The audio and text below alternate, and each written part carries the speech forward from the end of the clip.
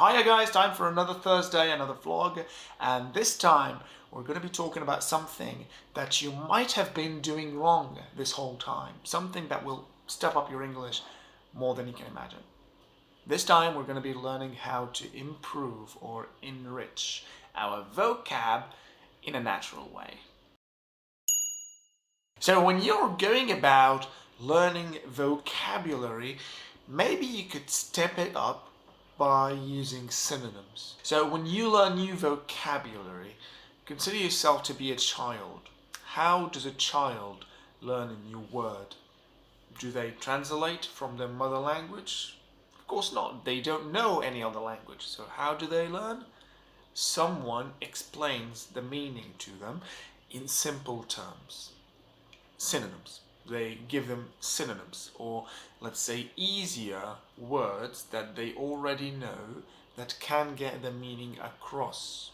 So for example, if you want to explain the word door to a child, you would point at a nearby door and tell them this is a door.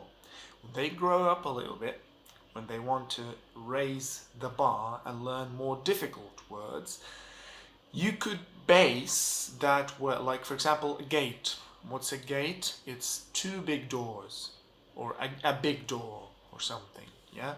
And then you would step it up a little bit and ask them, they would ask you, what's a fortress? So it's a castle with big walls and a gate.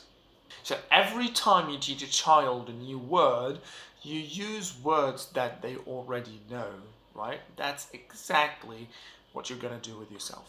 So when you learn a new word, do not go right off and translate it just yet. Wait, scour the internet, go to Google or any online dictionary and sift through it, like scour the internet for as many examples as you can to sink your teeth into and wrap your head around it. So as many examples as it takes to let it sink in. But of course, if that doesn't work, you can resort to translation, but only as a last-ditch effort, only as a last resort. And then, once you wrap your head around it, you set off to practice it in a convo. Don't let it go stale, don't let it waste away, because if you wait on it, if you set it aside, believe me, it will waste away. You will forget it, memory probably will not serve, and, well, you'll have to study it again. So don't let it wear off, just go off and practice it ASAP.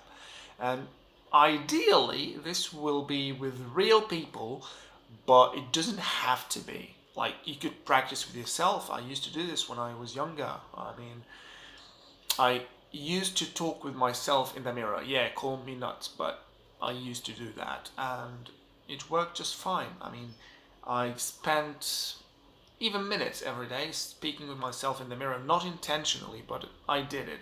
Or you can just record yourself on your phone and listen to yourself, mark down any mistakes, jot them down, or put them on a piece of paper and work on them the next time. Because that's what you do to improve, really. I mean, it's not just with English, it's with any skill at large. If you want to improve, you see what mistakes you make and you revamp them, you work on them to improve them. You know, so that's what you need to do, basically. And that will be all for today, fellas. What do you think? Have you tried what I've just talked about? Or do you know of any other brilliant methods that worked for you or maybe for someone else? Well, if so, be sure to drop them down in the comments.